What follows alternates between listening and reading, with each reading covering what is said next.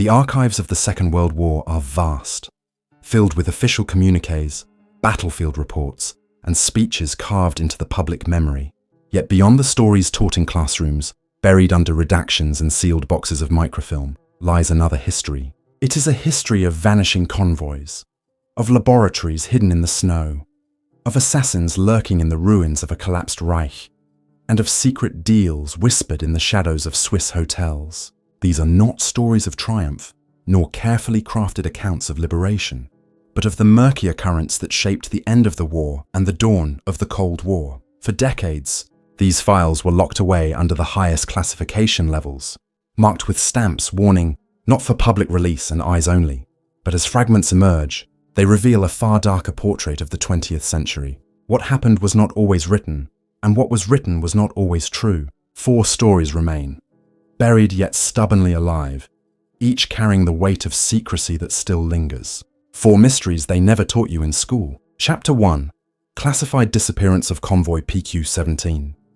On the first day of July, 1942, in the freezing waters of the Arctic Ocean, a convoy known as PQ-17 steamed eastward from Hvalfjörður, Iceland. 35 merchant ships, loaded with tanks, aircraft, ammunition, and oil, carried desperately needed supplies for the Soviet Union. Their route was treacherous. The Barents Sea was stalked by German U-boats, prowled by long-range Luftwaffe bombers, and overshadowed by the threat of the battleship Tirpitz, sister ship to the Bismarck. Escorting them were British and American warships, cruisers, destroyers, corvettes, led by Admiral Dudley Pound from Admiralty headquarters in London. For a moment, it seemed the convoy had strength enough to make it. Yet the fate of PQ-17 would become one of the most disturbing mysteries of the war. The order that doomed them came on July 4th, just as Independence Day celebrations quietly echoed across America. The Admiralty, citing intelligence that Tirpitz had sorted from its Norwegian fjord, sent a chilling instruction. Convoy is to scatter. In the black Arctic waters, those words meant death. Without their protective escort, the merchant ships were left exposed, isolated against the combined weight of German forces. U-boats moved in with precision, cutting through the convoys like predators among stragglers. Luftwaffe bombers roared overhead from their bases in Banach and Kirkenes, striking relentlessly. Ship after ship went down in flames, oil slicks spreading across icy seas, men thrashing in the water before succumbing to the cold. Out of the 35 merchant ships, only 11 reached Arkhangelsk. Thousands of tons of war material were lost forever beneath the Arctic waves. At first, the catastrophe was explained as a tragic consequence of caution. The Admiralty insisted the risk of a Tirpitz engagement was too high, but documents unsealed decades later tell a stranger story. Signals intelligence from Bletchley Park had intercepted German naval traffic that very week. The decrypts revealed that Tirpitz never actually left its anchorage in Altafjord. Pound, Churchill's first Sea Lord, should have known the threat was more spectre than substance. Yet the order to scatter was still given. Survivors of the convoy would never forgive the decision. Many suspected that the disaster was not simply a mistake, but something more deliberate. Soviet sources, accessed after the Cold War, add a disturbing layer.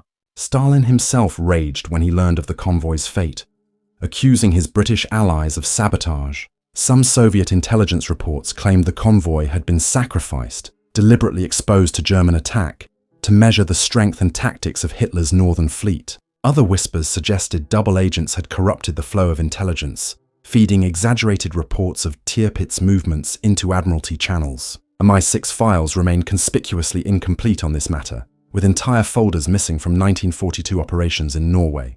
Was PQ-17 destroyed by bad intelligence, or by intelligence manipulation? The line between error and design has never been clarified. The testimony of those who survived paints a chilling picture.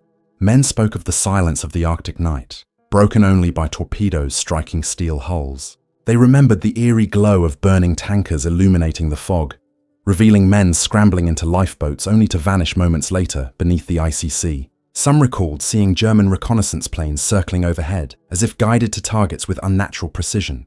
"We were betrayed," one survivor told an interviewer in the 1970s, his voice still carrying bitterness. "They left us to die, and we were told to call it war." The question that lingers is why? Why would Britain risk the collapse of Allied trust and the fury of Stalin by ordering a convoy to its destruction? One possibility lies in the timing. July 1942 marked the height of German advances into southern Russia. Stalingrad was under threat. The Western Allies had no immediate plan to open a second front in Europe. A destroyed convoy, some historians speculate, offered political leverage, a demonstration to Stalin of the risks Britain was taking, justification for delays in launching a cross-channel invasion. If true, it was a cruel bargaining chip, bought with the lives of hundreds of sailors. Others point to darker strategic experiments. In recently declassified naval staff papers, there are references to measured response monitoring and fleet pressure analysis tied to PQ-17.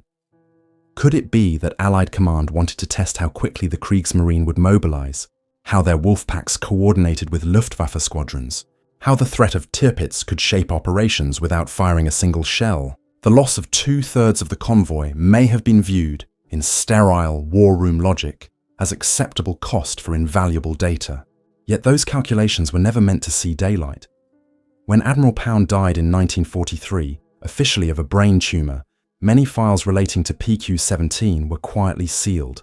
For decades, the official record portrayed the order to scatter as his isolated judgment, made under stress and deteriorating health. Convenient, perhaps, but unsatisfying. Later analysis by naval historians suggests the decision bore the fingerprints of higher political involvement, possibly Churchill himself, though no direct proof exists. The Prime Minister's war diaries from that week remain heavily redacted, with entire pages missing. If there was a hidden motive, it may still be locked away. To this day, the wrecks of PQ-17 litter the seabed of the Barents Sea. Some lie twisted and broken, their cargo of Sherman tanks and aircraft still rusting in the dark. Others rest silently in deeper waters, graves for men who never had the chance to tell their story. Occasionally, Russian divers retrieve artifacts, a torn lifeboat or a sailor's knife, even unopened crates of ammunition preserved by the cold. Each object is a reminder that the convoy's fate was not only a military failure, but a human tragedy, one that scarred the survivors for life. In the broader history of the war, PQ-17 is often summarized as a disastrous convoy attack, yet that phrase masks the unresolved questions. Was the disaster avoidable? Was it orchestrated? Or was it simply the cruel hand of fate in the Arctic? The documents that could resolve the mystery are either missing, destroyed, or buried deep within still-sealed intelligence archives. And so, the story of PQ-17 remains suspended between explanation and suspicion, a classified disappearance not of ships alone, but of truth itself. Until those final files are released, the convoy will continue to haunt the frozen seas, its silence louder than the explosions that once tore it apart. Chapter 2. Forbidden Experiments in Unit 731 Laboratories. In the remote forests of Manchuria, on the outskirts of the city of Harbin, stood a compound so carefully hidden that even many Japanese soldiers stationed nearby had no idea of its true purpose. Officially, it was the Epidemic Prevention and Water Purification Department of the Kwantung Army. In reality, it was Unit 731, a vast research complex devoted not to healing, but to systematic human experimentation. Between 1937 and 1945, thousands of men, women, and children passed through its gates. Few ever left. Their names were erased from records, their bodies buried in mass graves, their suffering concealed by the silence of official secrecy.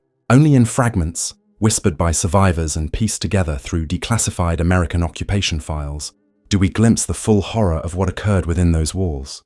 Unit 731 was the brainchild of General Shiro Ishii, a brilliant but ruthless microbiologist who rose rapidly through the ranks of the Imperial Japanese Army. Ishii envisioned biological warfare as the ultimate weapon, one capable of crippling entire nations without a single bomb. With the full support of the Kwantung Army, he constructed a sprawling facility at Pingfang, near Harbin, covering more than 6 square kilometers. The compound contained laboratories, operating theaters, barracks, animal pens, incinerators, and even a prison block designed for hundreds of human subjects. Guards refer to the captives as maruta, or logs, dehumanizing them as raw material for experiment. The cruelty was deliberate.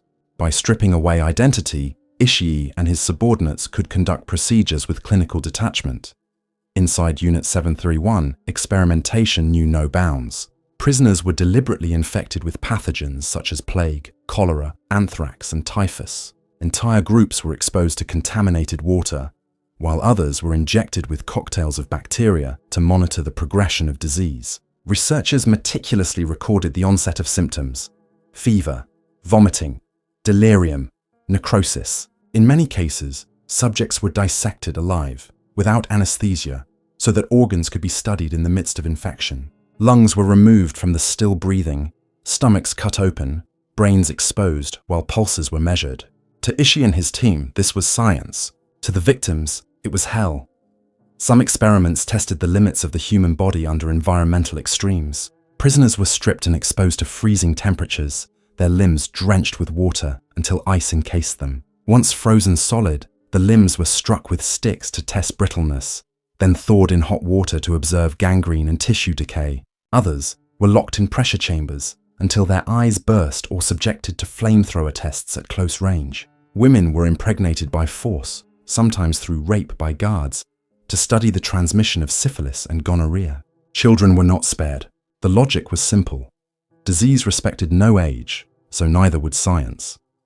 The scale of Unit 731's operations was staggering. Estimates suggest between 3,000 and 12,000 people perished within the compound itself, while many more died in field experiments across occupied China. Ishii's team released plague-infested fleas from low-flying planes over Ningbo and Changde, triggering outbreaks that killed tens of thousands. Wells and food supplies were deliberately poisoned. The aim was to perfect delivery systems for biological warfare on a continental scale. By 1945, Ishii boasted of weapons capable of striking the Soviet Union and even reaching American shores if deployed strategically. When Japan surrendered in August 1945, Unit 731's leaders faced a choice: destruction or exposure. They chose both. The compound was demolished with explosives, evidence burned, prisoners executed, and survivors silenced. Yet much of the documentation survived in private hands. Ishii himself disappeared briefly, only to resurface in American custody. What followed remains one of the most disturbing bargains of the 20th century. Declassified US occupation records, released in fragments during the 1980s and 1990s, revealed that General Douglas MacArthur personally authorized immunity for Ishii and his colleagues. In exchange for their research data, the scientists of Unit 731 were spared prosecution at the Tokyo War Crimes Tribunal. While Nazi doctors faced the Nuremberg trials and many were executed, their Japanese counterparts quietly relocated to universities, research institutes, and even US military programs. Ishii himself reportedly lectured to American biological warfare experts at Fort Detrick in Maryland. His findings, born of unimaginable suffering, were absorbed into Cold War strategy, hidden under layers of classification. For decades, Unit 731 remained absent from official history. Japanese school textbooks omitted its existence. American archives listed documents as not for release, and survivors were discouraged from speaking. Those who did tell their stories often faced disbelief or accusations of propaganda. Only in the late 20th century, as more files were pried open, did the truth begin to surface. Testimonies from former guards, technicians, and even doctors confirmed the scale of atrocities. One nurse recalled cleaning up after vivisections, scrubbing blood and tissue from operating tables where children had been dissected. Another technician admitted releasing plague fleas into Chinese villages, watching entire communities collapse. Yet, even with growing evidence, accountability remained elusive. No Japanese official was ever convicted for Unit 731. General Ishii died quietly in 1959, never standing trial. Many of his colleagues enjoyed prosperous careers, some becoming professors, hospital directors, or government advisors. Their victims, meanwhile, were denied recognition, their graves unmarked, their names erased. When survivors and activists sought compensation in Japanese courts during the 1990s, the government acknowledged regrettable acts, but refused legal responsibility. In China, monuments stand at Pingfang, but the remains of victims continue to surface, unearthed during construction projects. The silence remains deafening. The implications extend far beyond wartime atrocities. By shielding Unit 731, the United States gained a treasure trove of biological warfare data, potentially accelerating its own germ weapons program during the Korean War and beyond. Soviet intelligence, enraged at being excluded from the deal, launched its own investigations, later establishing massive biological facilities at Sverdlovsk and elsewhere. The Cold War arms race was thus fueled not only by nuclear secrets, but also by knowledge wrung from human suffering in Manchuria. The victims of Unit 731 were not only erased, they were weaponized posthumously. The mystery that endures is how much remains hidden. Declassified files mention missing shipments of data, suggesting not all documents reached American hands. Rumors persist that Ishii negotiated his freedom with multiple parties, possibly offering information to both the US and the Soviets. There are even unverified claims that he traveled secretly to South America, though mainstream historians dismiss this as unlikely. What is certain is that his work did not vanish. It became part of a shadow archive, shaping military planning for decades while the public remained unaware. Standing at the ruins of Pingfang today, one finds little evidence of the horrors. Concrete foundations lie cracked, overgrown with weeds. A museum now preserves remnants, surgical tools, glass flasks, photographs of emaciated prisoners. Yet the air feels heavy, as if carrying echoes of screams never recorded. For those who walk there, the silence is more eloquent than words. It is the silence of erasure, of knowledge gained at the expense of humanity, of history too dangerous to admit fully. Unit 731 represents not only a war crime, but a template for secrecy. It demonstrates how atrocities can be concealed, rebranded as scientific progress, and hidden behind the veil of national security. What was buried in Harbin did not stay in Harbin. It seeped into the bloodstream of global power. And so the question lingers. If such crimes could be bargained away once, how many others remain sealed in classified vaults, waiting to surface only when the world is ready, or never at all?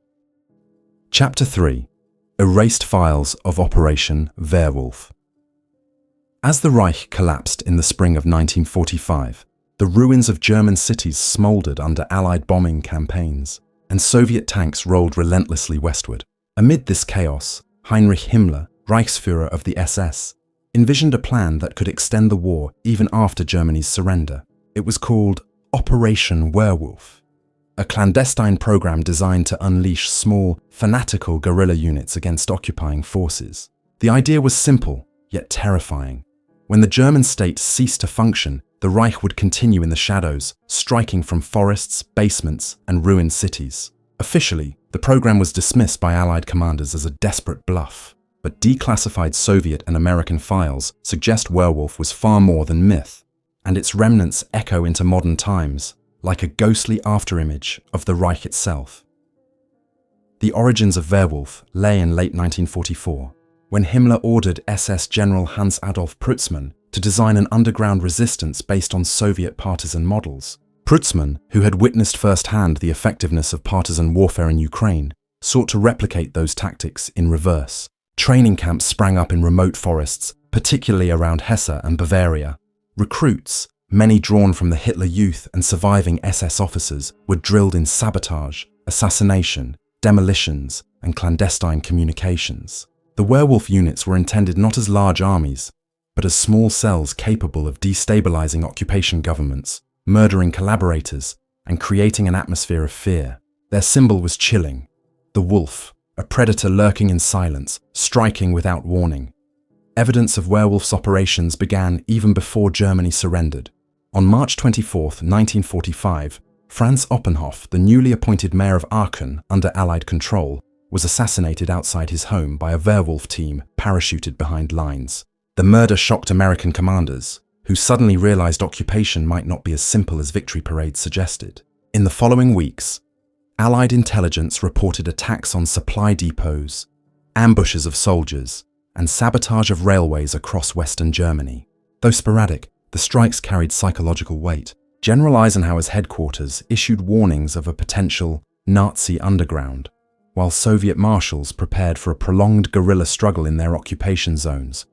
Yet, as Germany surrendered on May 8, 1945, the Werwolf campaign seemed to vanish almost as quickly as it appeared. Western accounts downplayed its significance, describing the assassinations and bombings as isolated acts by fanatics unwilling to accept defeat. American propaganda even mocked Werwolf broadcasts, depicting them as pitiful attempts at morale building by a regime already in ashes. By the 1950s, Werwolf was largely dismissed in textbooks as a failed fantasy, but the truth, buried in restricted files, was more complicated. Soviet counterintelligence, particularly the NKVD, compiled exhaustive dossiers on werewolf activity. These reports, declassified only in fragments after 1991, document dozens of incidents well into 1946 and 1947. According to these records, werewolf cells in Saxony, Brandenburg, and Silesia engaged in coordinated attacks against Red Army convoys, assassinations of local communist officials, and sabotage of communication lines. Entire villages were accused of harboring werewolf operatives, leading to mass deportations of civilians to gulags. Soviet commanders feared werewolf might merge with anti-Soviet nationalist movements in Poland and Ukraine, prolonging instability across Eastern Europe. The files describe brutal crackdowns. Forests cleared by artillery fire. Towns emptied at gunpoint. Suspects executed without trial. If werewolf was truly insignificant, why did Moscow devote such enormous resources to eradicating it? Western intelligence also kept its own secret watch. Newly unearthed OSS memoranda reveal that Allied officers found hidden weapons caches in Bavaria and the Black Forest as late as 1947, stores of rifles, explosives, and radios buried by retreating SS units. Some caches included cyanide capsules and forged papers, suggesting plans for operatives to infiltrate Allied administrations under false identities. British files mention stay-behind networks dismantled in the Ruhr, raising disturbing parallels with later Cold War clandestine groups like NATO's Operation Gladio. Was werewolf not just a Nazi plan, but a prototype for covert paramilitary networks that survived into the Cold War? The Vatican rat lines, which smuggled Nazi officials into South America, add yet another dimension. Testimonies from captured werewolf operatives indicate that some leaders were spirited away through these channels, eventually resurfacing in Argentina, Chile, and Paraguay. In South America, werewolf veterans allegedly trained paramilitary forces during the 1950s and 1960s, blending Nazi ideology with anti-communist fervor. While direct links are difficult to prove, fragments of evidence suggest continuity between werewolf's ideology and later extremist movements. A chilling discovery in 1962, during an Argentine police raid, revealed crates of German weapons stamped with SS runes buried on a ranch tied to fugitive Nazis. The line between wartime resistance and post-war underground blurred. One particularly haunting question concerns werewolf's radio broadcasts. Transmissions from Berlin, under the voice of Radio Werwolf, continued even after the city fell to the Soviets. The broadcasts encouraged Germans to resist occupation, declaring, "The wolf is hungry, the wolf will eat you." Allied intercept units tracked the signals, but never definitively located their source. Some analysts concluded they were pre-recorded propaganda, replayed on hidden transmitters. Others suspected remnants of the SS maintained secret radio stations from undisclosed locations. The last verified broadcast occurred weeks after Hitler's death, yet its tone suggested continued coordination. Where were these messages coming from, and who was directing them? The files remain inconclusive. For ordinary Germans, werewolf was both rumor and reality. In the devastated streets of Cologne, Munich, and Hamburg, posters warned citizens that helping the occupiers could mean death at the hands of werewolf. At night, leaflets appeared mysteriously, bearing slogans like "One people, one Reich, one Führer, still." For many civilians, the threat of werewolf was enough to breed fear, even if actual attacks were limited. In the Soviet zone, the fear became justification for mass arrests. For the Western Allies, it provided reason to tighten control. And for the men who once called themselves werewolves, it gave hope that the Reich had not truly died. The official erasure of werewolf was deliberate. By portraying it as ineffective, Allied governments could claim post-war occupation was secure. For the Soviets, exaggerating its scale justified brutal counterinsurgency measures.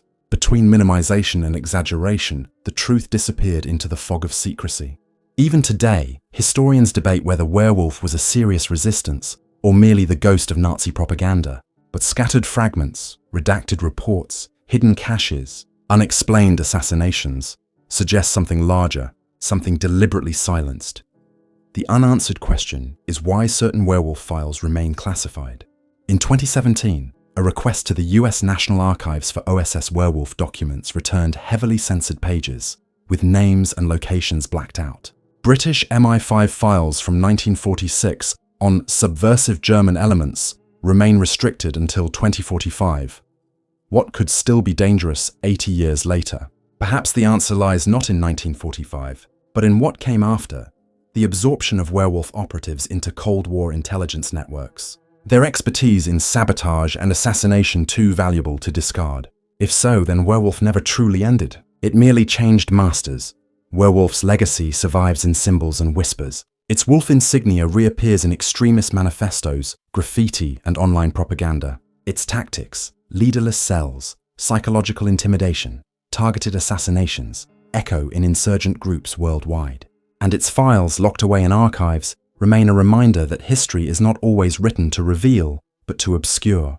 Operation Werwolf was more than a failed Nazi dream. It was an erased file, one that still bleeds through the cracks of classified history, warning us that the war's shadows never fully faded. Chapter 4: Hidden Treaty of Operation Sunrise.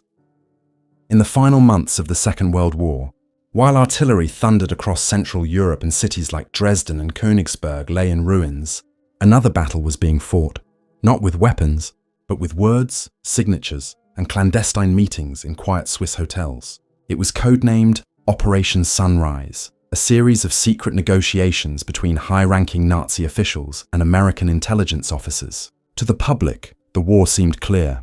Unconditional surrender was the demand, and justice for the crimes of the Reich would follow. Yet behind the curtains of diplomacy, deals were struck that blurred the line between victory and compromise.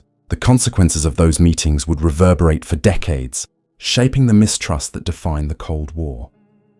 The key figure on the German side was SS General Karl Wolff, Himmler's former chief of staff and the highest-ranking SS officer left in Italy by 1945. Wolff was no stranger to brutality. His name appeared in numerous documents authorizing deportations of Jews and reprisals against partisans. Yet by early 1945 he saw the war was lost. Acting as both a survivor and a pragmatist, Wolff sought a way to secure his future. Through secret channels, he arranged contact with the American Office of Strategic Services, the OSS.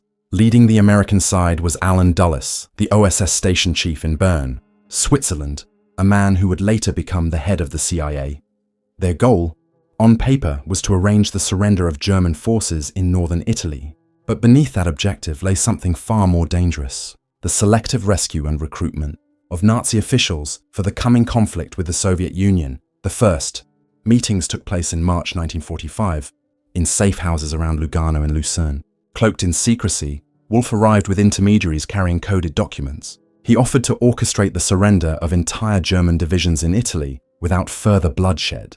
For the Americans, desperate to secure northern Italy before Soviet influence reached the region, it was an irresistible offer. Yet the talks were conducted without the knowledge of the Soviets, who were supposed to be equal partners in Allied negotiations. When Stalin discovered through his intelligence channels that Washington was speaking directly with Wolff, his fury was explosive. He accused Roosevelt and Churchill of betrayal, of seeking a separate peace with Germany. In Moscow's eyes, Operation Sunrise confirmed their deepest suspicion, that the West would conspire with Nazis to block Soviet advances in Europe. The actual surrender in Italy was signed on April 29, 1945, at Caserta, and took effect on May 2nd. Officially, it was presented as a straightforward capitulation of German forces in Italy to the Allies, but the details surrounding Wolff remained shrouded in secrecy. Despite his documented involvement in war crimes, Wolff was never brought before the Nuremberg Tribunal. Instead, he testified against others and served a brief sentence in post-war Germany before walking free in 1952. Why was this man, an SS general with blood on his hands, treated so leniently? The answer lies in the bargains struck during Sunrise. Wolff had not only delivered Italian surrender, he had also promised the transfer of German intelligence assets to American control. Declassified OSS cables, now stored in US archives, reveal phrases like priority consideration of valuable personnel and preservation of networks for future utility. These are not the words of simple surrender. They are the language of recruitment. Alongside Wolff, a number of Gestapo officers and military intelligence agents were quietly absorbed into Western structures. Their expertise in counterintelligence, sabotage, and Soviet operations was seen as invaluable. Just months later, similar logic would fuel Operation Paperclip, which brought Nazi scientists, including Werner von Braun, to the United States. In effect, Operation Sunrise was the prototype, proof that former enemies could become assets if the looming Soviet threat justified it. The Soviets never forgave this betrayal. Soviet archives contain furious memoranda from Vyacheslav Molotov to Stalin, describing Sunrise as evidence of Western duplicity. These suspicions hardened into policy. When Churchill delivered his famous Iron Curtain speech in 1946, the distrust born in Switzerland had already calcified. Operation Sunrise had not only shortened the war in Italy, it had lengthened the shadow of division across Europe. Even today, Operation Sunrise remains only partially declassified. Significant portions of OSS files are blacked out, particularly references to post-war intelligence arrangements.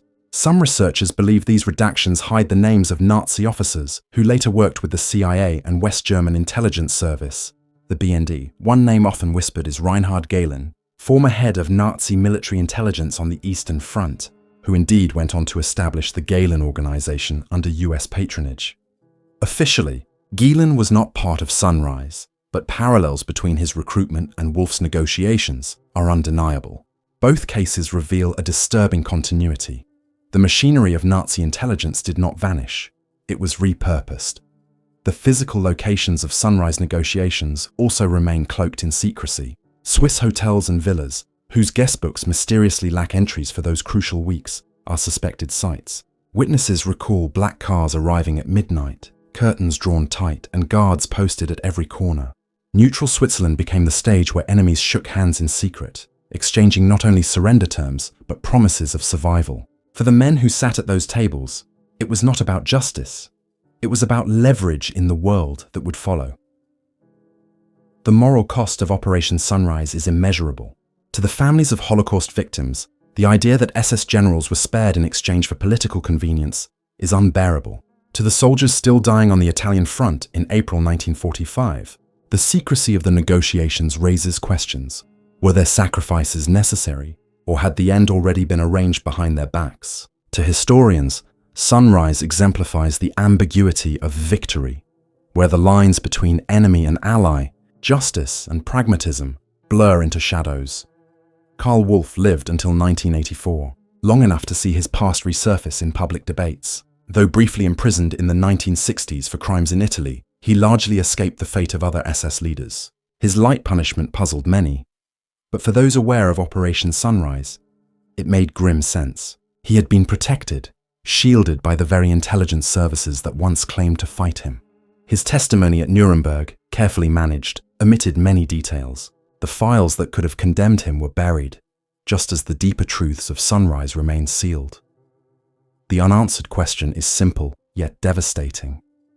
How many names were saved alongside Wolf's? How many officers, guilty of atrocities, walked free because their skills were useful to the West? And if the record of Sunrise is still redacted, what does that say about the bargain struck in the name of national security? Operation Sunrise was not merely the surrender of an army. It was the birth of a hidden treaty, a quiet understanding that ideology could be set aside when intelligence was at stake. In those Swiss meetings, the war ended not with absolute justice, but with compromise. And compromise is another word for secrets. The story of Operation Sunrise reminds us that wars do not end when the guns fall silent. They end when the last file is opened, the last deal revealed, the last silence broken. Until then, history itself remains a battlefield, scarred by what is hidden. The end of a war does not mean the end of secrets. For every parade through liberated cities, for every courtroom at Nuremberg, there were darker rooms where the truth was negotiated, redacted, or buried. Convoy PQ-17 left men to die in frozen seas under orders that still defy logic. Unit 731 transformed human beings into raw data, their agony converted into Cold War advantage. Operation Werwolf showed that even in defeat, the Reich's shadow could linger, sustained by files erased or withheld. And Operation Sunrise revealed that peace itself was brokered in silence, with handshakes exchanged between sworn enemies behind locked hotel doors. These are not the stories carved in stone or repeated in schoolbooks. They are fragments torn from classified archives, whispered in corridors where history was managed, not remembered. What else lies beneath the surface? Hidden shipments, unnamed operatives, treaties never acknowledged. We know only this. The deeper we look into the Second World War, the more the boundary between victory and betrayal dissolves. The archives hold more than answers. They hold warnings. The question is whether we are willing to face them, or whether they will remain forbidden, waiting for another generation to open what should never have been sealed.